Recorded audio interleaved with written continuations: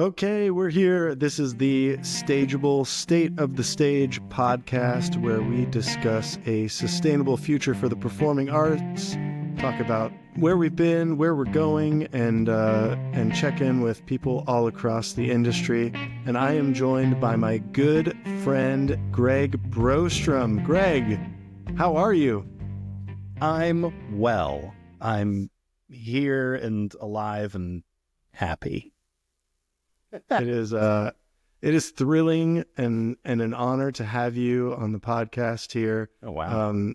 You and I have not seen each other for quite some time, but we are good friends. Yeah. But I know you very well. I know you not quite as well in the recent years, but so for both me and for anybody who's tuning in, can you catch us up on your background, who you are, the work that you do, and what you're working on currently? Oh, sure. Just the short version of my entire life. You got it. Just in 30 seconds. Sure. That's really easy.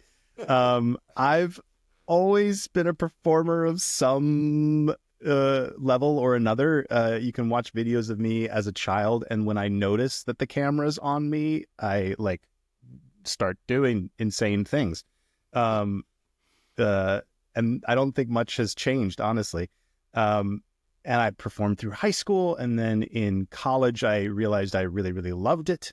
I wasn't sure if I wanted to do it as a career, so I moved to New York for a few years and pursued psychology and theater, and realized theater was where my heart lay, and managed to get into grad school and go to grad school for 3 years at University of Missouri, Kansas City. And then I moved back to New York, and I've been here since. And along with many years intermittently of not working at all, I've done some regional theater, culminating in almost two full years at the American Shakespeare Center, which is where I met Benjamin and his lovely wife and many other good friends. And then I've been in New York again steadily since 2019. I've worked always in very small roles, but a fair amount in TV. Feels weird to say, I've done 11 or 12 TV shows now, all smaller co-star roles, but that's been where the bulk of my work has been the last 5 years or so. And of course, like I said, I moved back to New York in 2019, and then the pandemic hit, which slowed everything way down. And I've booked a few things intermittently since then. And I also work in HR at a media company to get by during the day. There you go. There's my whole life. Yeah, so you've been doing a lot of spots, TV spots in recent years, right? That's been the majority of the work recently. Yeah, it has. I was in 2019, I did 6 TV shows. That was wild and very lucky, and still, of course, hilariously nowhere near enough to actually make a living on, because they were all one day shoot, and it's great. Okay, but brag a little bit. Let's hear. Can you give some titles? Oh, so sure. Well, let's start with the ones I've been blown up on. I've been blown up on Blacklist. I was blown up on FBI. I died on something else, and I can't remember what that was. I've been on American Horror Story. I was in Succession, but they cut my scene, which is very sad. Oh, really? You can see my bald head for half a second in the background in a booth, but I had a scene with Jeremy Strong and the woman who plays his ex-wife. I was her new boyfriend. I was Gary. They talked about Gary all season. I was Gary. They cut Gary's scene. It was really sad. But it was a lot of fun. What did I do most recently? I've got a very small scene coming up on the final season of You. And I was just a bad guy on The Equalizer. Queen Latifah zip-tied me. It was super fun. Co-star roles are fun because they're small, and you can barely call them acting, and you're not important enough in the ecosphere of the set to really even get direction. So if you don't hear anything, you're doing great. And if you do hear anything, it's like, the shadow fell on your face. Can you take a half step to the left and do it again? And you're like, sure. They assume if you're there that you know what you're doing, which is a terrifying responsibility, because especially your first couple of times on set, you're like, I don't know what I'm doing. I don't know what first team rehearsal means. Am I the first team? You don't know the language. And but they're fun because you do so many different kinds of things. I've loaded a body into an ambulance, and I, did my own stunts on the equalizer, which was just hitting my back against a wall over and over again. You'd have been proud of me, Benjamin. I thought I told the story really well. So yeah, those are weird and not fulfilling really from an actor perspective, but fun. But at the same I'm grateful for it. Yeah, at the same time, I mean, like, how cool. Like, yeah, that you were able to also just rattle off a bunch of titles that myself and everybody, who is listening to this, I'm sure, recognizes, so and awesome actors who, have already earned their place and are in those leading roles, and that you got to work alongside them. Yeah. That's so awesome. But on the other hand, from an acting perspective, it's like, it's not quite what you picture. It doesn't scratch the deeper itch, for sure. Yeah. The thing we love about acting, and maybe some people are different. Maybe they could do that their whole lives and be fully satisfied by that. Like, I could do it my whole life and be very grateful for it and like glad to do it. And you learn something new each time. But it doesn't scratch the itch in the way that it's not the size of the role, but I mean, for me, it's live performance, that has that, and rehearsal. You don't rehearse on set either. If you're lucky, you get to walk from point to point once. So yeah, that's what really feeds me, and working with fellow artists. And that's part of what makes this conversation so interesting, because like the intersection of live work and the digital space is such an interesting thing in its own right, and especially in the world we currently live in. Yeah, it's it's, for me, it feels like it's the new frontier a bit. It's like, we never had these capabilities, right?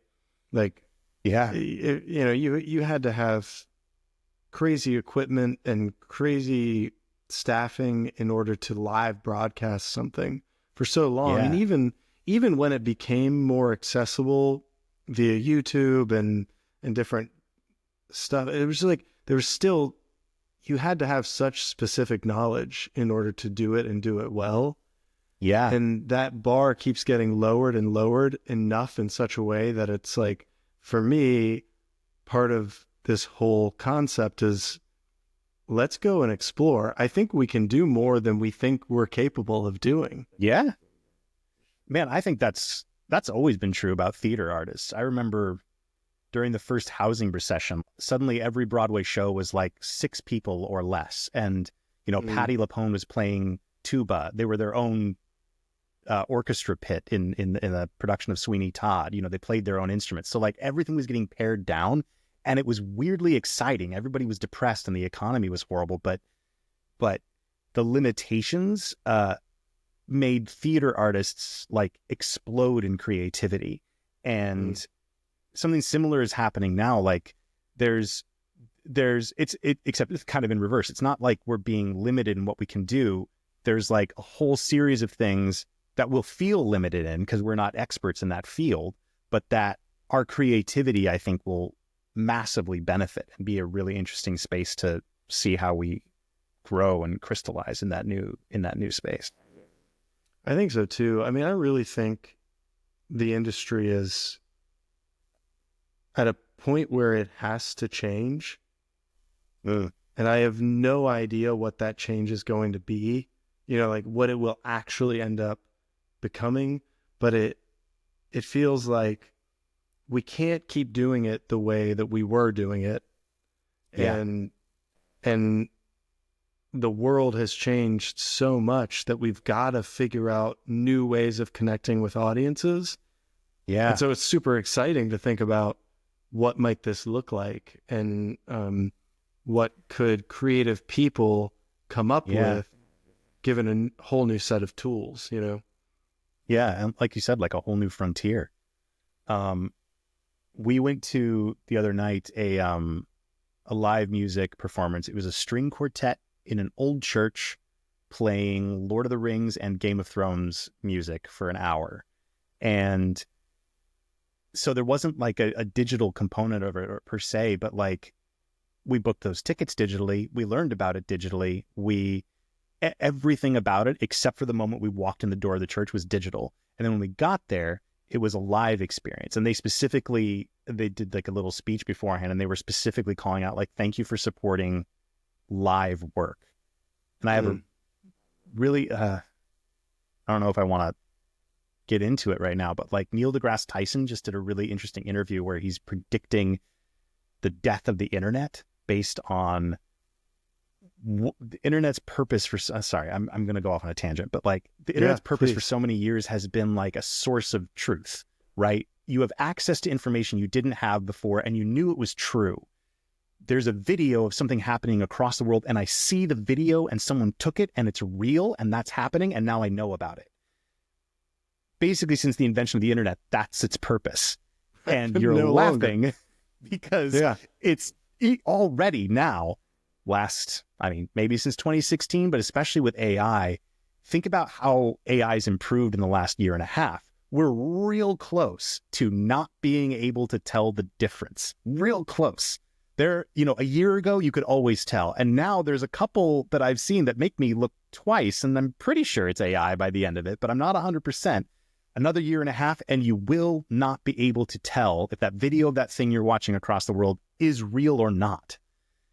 So the internet's purpose will change because nothing will be trusted on the internet anymore. If you put a video of a live performance online, no one will know if that really happened or if it's an AI video.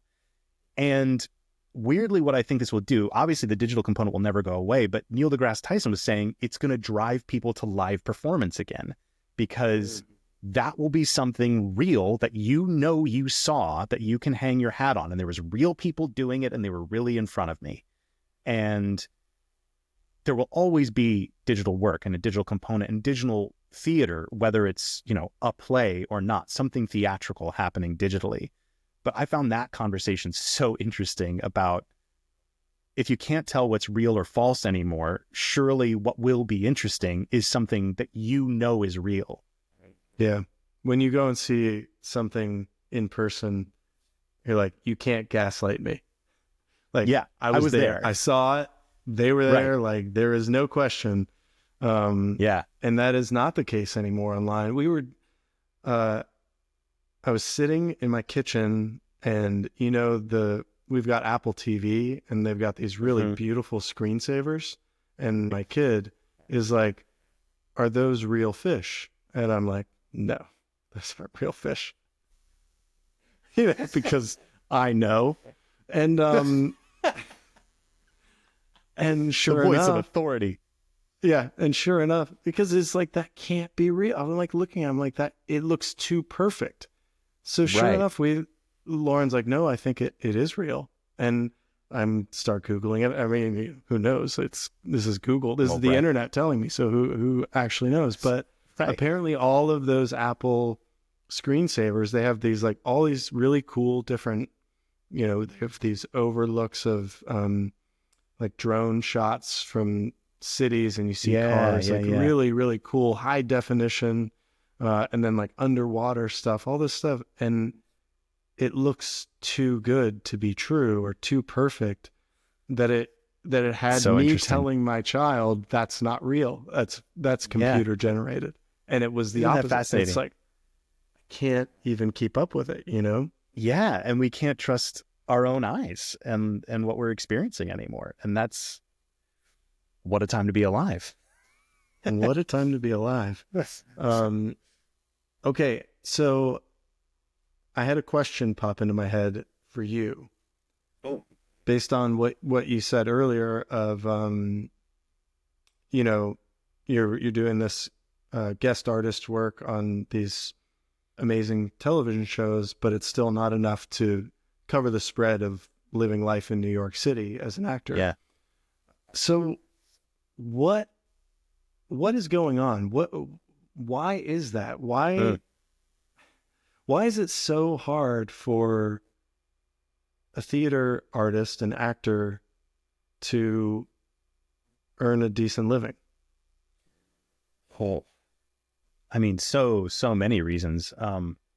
And there's some, like, big ones. Like our country doesn't care about artists. There are other countries where, there's massive grants given to any project you want to work on ever. And like, that's a basic fundamental thing.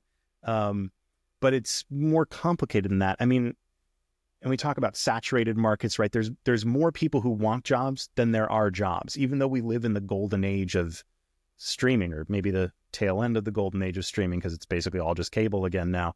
But like, there's so many jobs out there, and there's still so many actors that 90% of actors don't have a job, or aren't working, or didn't work last year, or some version of that. We should get an economist on this call, Benjamin. I don't know.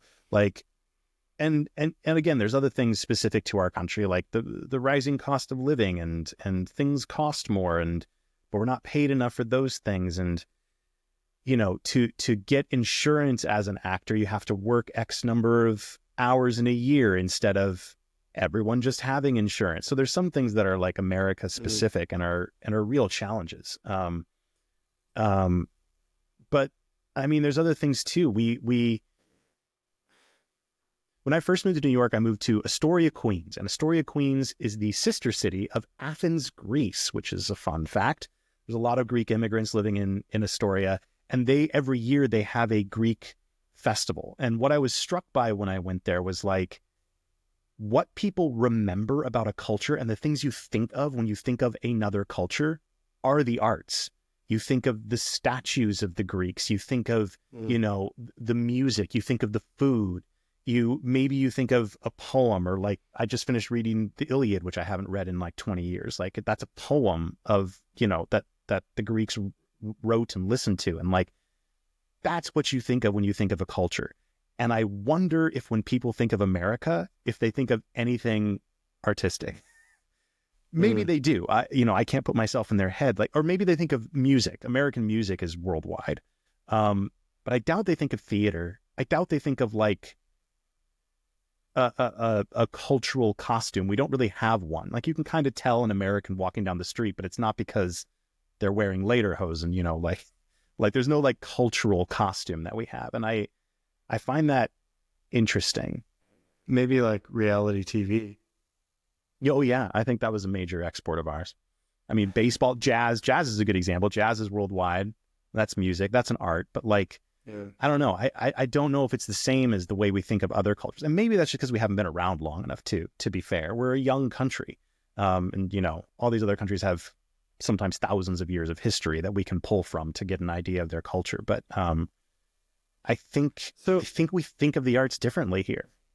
It's a little bit like, I'm sure you heard that argument, I don't know, on the internet through COVID, or, like all of us, we were all online and people were all posting, but there was that, I feel like it was a common theme of the challenge to the consumer that we don't seem to support the arts either with our dollar bills or through government subsidy, or, like we're right. Usually like, oh yeah, sure. There's so much art being made that we tend to devalue it. Right. Yeah. And yet people devalue it, and yet they are constantly consuming it. And we treat artists as if they're, second-class citizens, as if what they do doesn't matter. And yet what we do with all of our leisure time is consume art. Yeah. Yeah. And that to me still rings true. Yeah, I think so.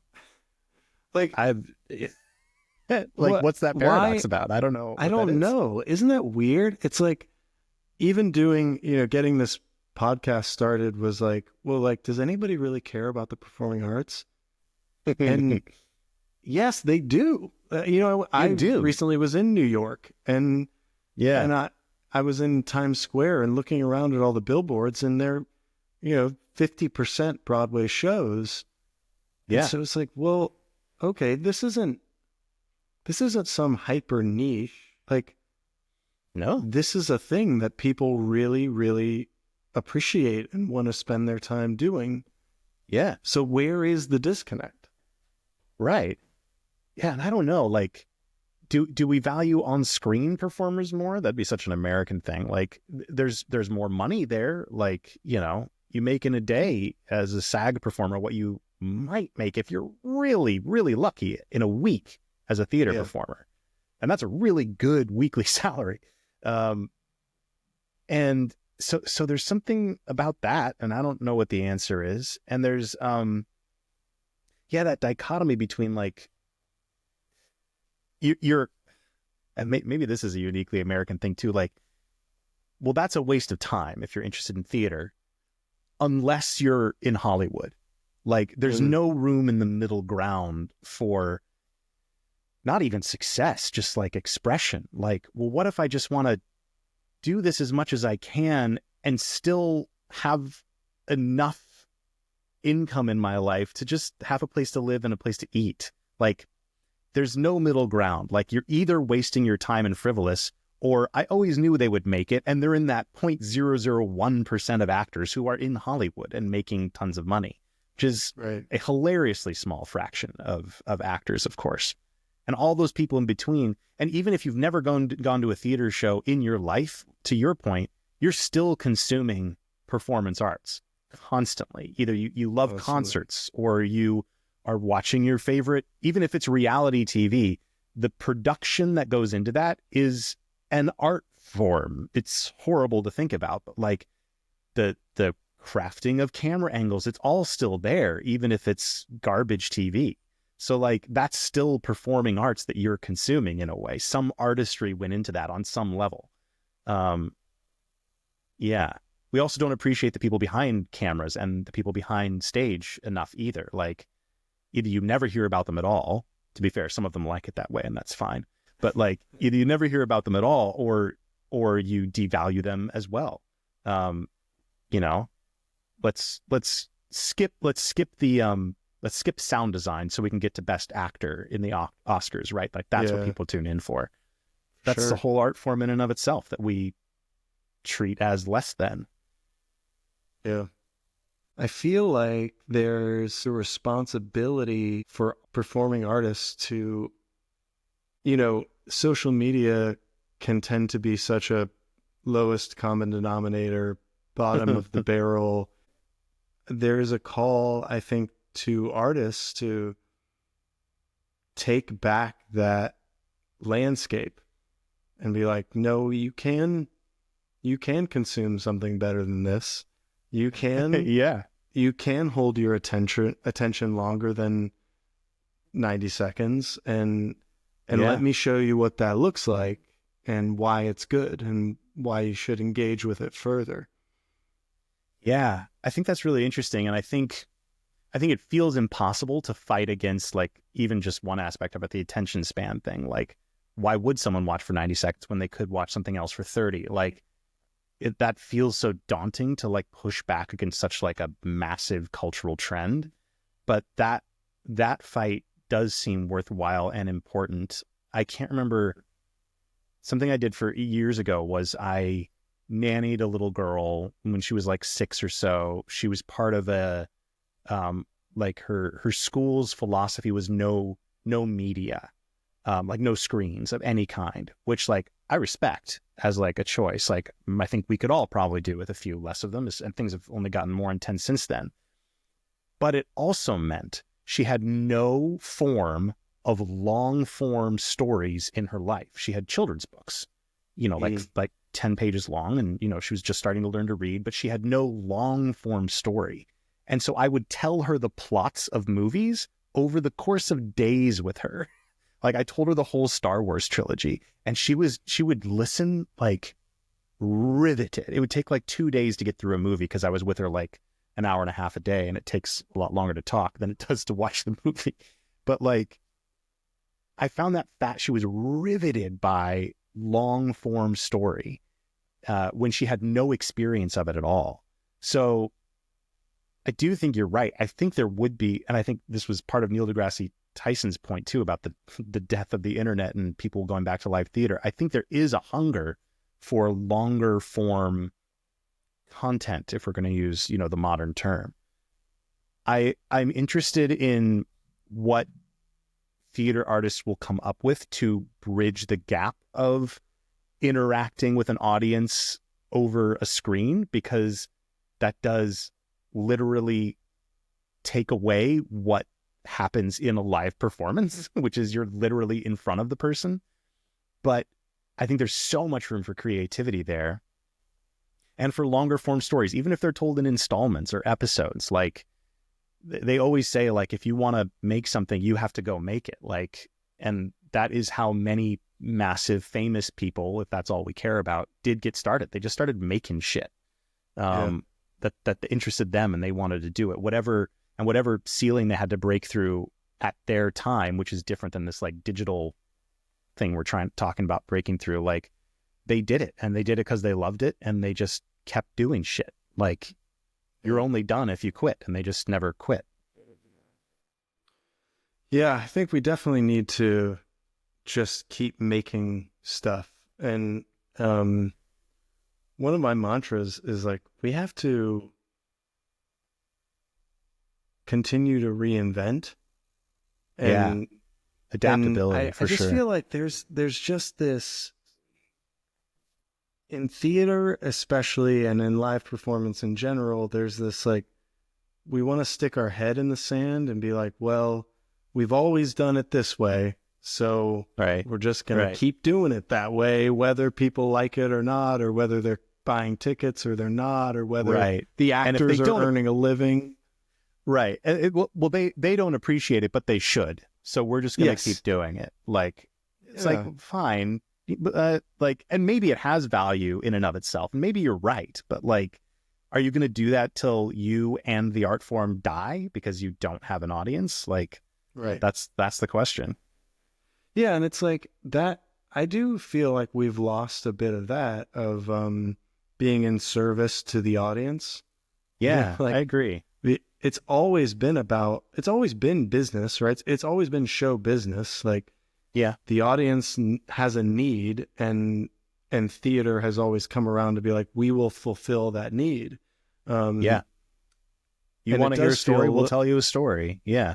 A little lately, it's been, you want to get preached to? No? Well, too bad, because that's what we're here to do.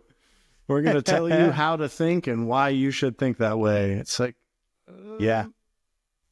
maybe we can, and then, and then it's just propaganda. Like, an old professor always said, like, we should be asking questions, not answering them. And I think you can say something about the story. I think you should express a point of view, probably, but I think you can do it with a question.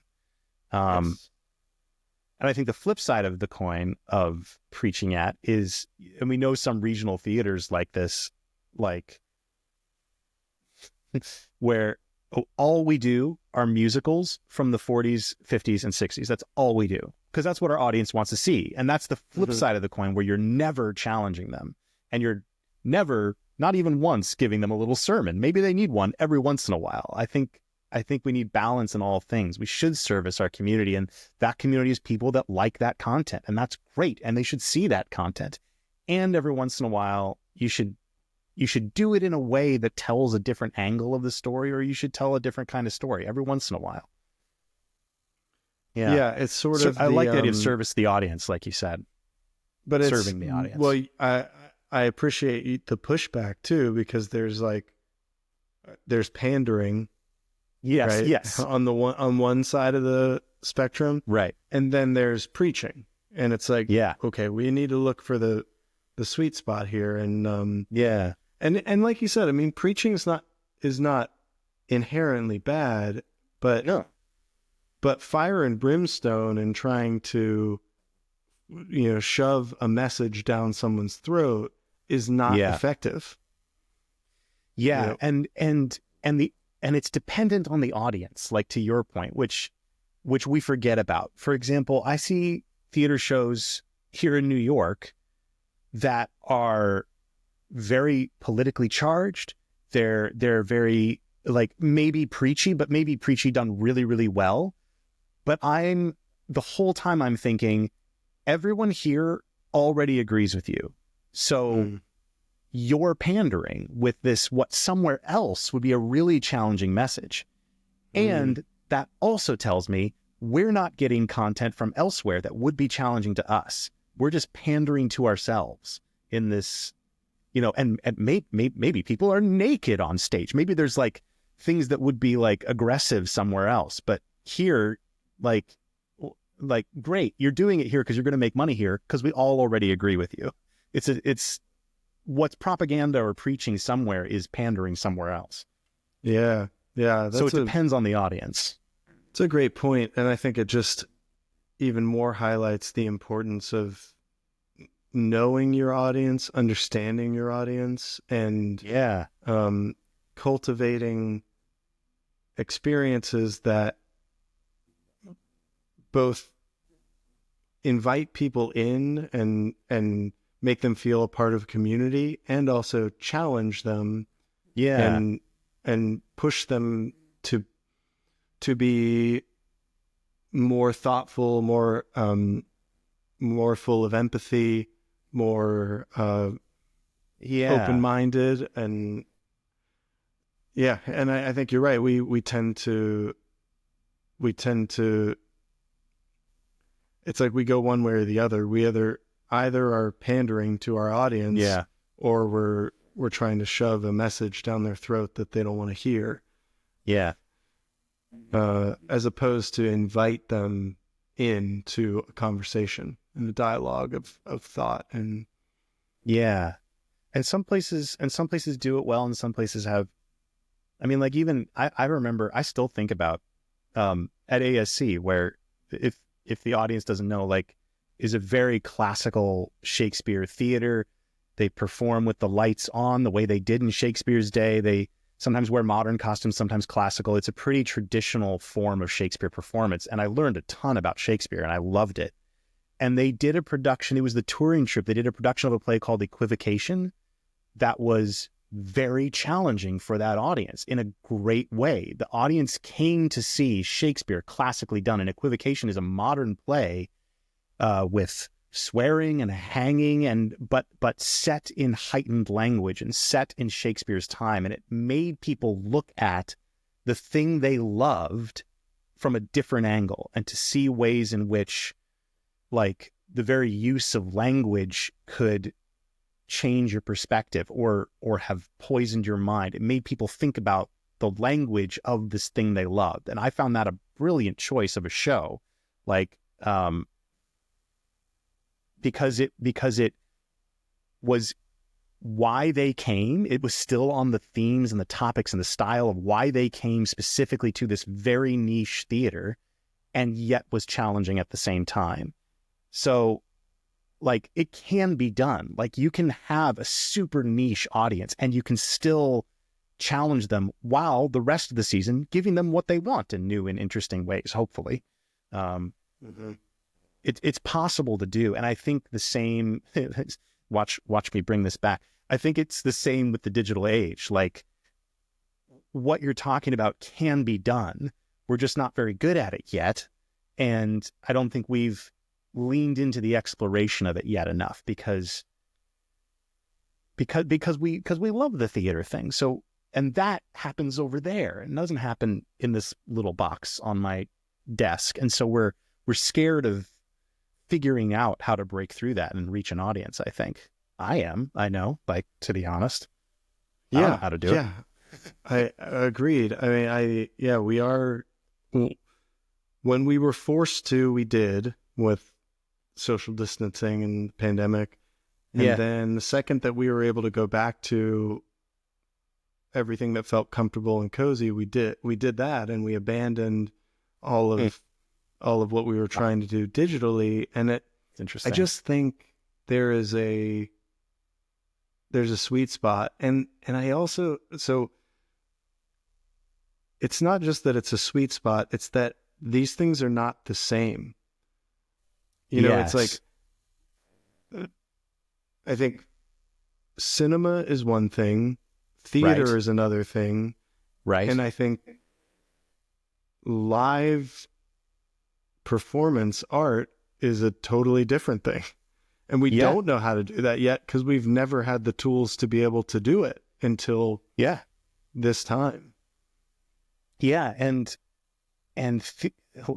something you said earlier, maybe like theater adapts slowly, but of course it does adapt. Like we don't perform the same way we did in Shakespeare's time. Like I was an undergrad, in the early 2000s, and even in the early 2000s, the idea of projections as part of like a stage play was like a new and sort of controversial thing, like, or at least unusual enough to raise your eyebrows when you saw it. Like projections from a projector that we had in elementary school, like ridiculous. Like, and part of it, the part of the pushback on that was like, but that's not theater. You're showing a video at the same time, like on the stage, where the dichotomy of that was too much for people to handle. Media. Yes, thank you. We had to come up with a new name for it because surely it's not still theater. And I think that's exactly what this is. Like, it's a new thing that's going to start to be involved, and digital stuff is being done in theater, and it makes you raise your eyebrows. It's weird. And that's sort of started to happen, and now we need to start getting theater on the digital side of that as well. Like, digital's in the theater already. Once we have technology, we don't go back from it. So, like, it's happening. Get on board, like, not to be an asshole. And there will still always be a place for classical, traditional stuff, because as everything is more digital, that's interesting again. Even if it's, stuffy and not your cup of tea, it's interesting from a historical perspective at the very least. Well, it highlights the value of in-person. So, like, for instance, you and I, we haven't been in the same room. It's probably been 2.5, 3 years since you and I were in the same physical space. Yeah. And it's like, seeing you here through a screen is great, but it's not as good as when I, get to reach over and give you a pat on the shoulder and say, "Hey man, it's good to see you." It's like, it's really not as good, but it's better than not getting to see you at all and not getting to connect to you at all. It's better than sending text messages and I don't get to see you and hear you. And I think it's about recognizing that, okay, these are different, and we're here to preserve the in-person event. That's important. Mm-hmm. Yeah. But if you can't be there in person for whatever reason, and I think there's a lot of good reasons why people aren't able to be at a performance. Yeah. We now have the capability of including people who ordinarily wouldn't have been included. And I think that's super important. Yeah. I super agree with that. We're in the midst of a trend where including people is taking a step backwards. Like, we're politically, like, people are being actively not included as policies. And when the internet is at its best, it is massively inclusive. Everybody has access to this. Here it is. You want to see it? There it is. It's something that's prohibitive about, especially New York theater, and sometimes all theater, no matter where you are, is the cost of going.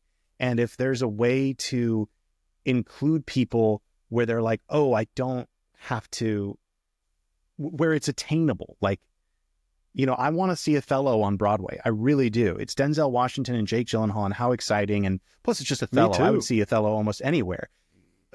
Tickets at the bare minimum in the very back of the house are $220. And like, could I spend that? Like, I guess I'm privileged enough to have that, but it would be a foolish purchase for me. Like, I need to and you buy couldn't food do this it. week.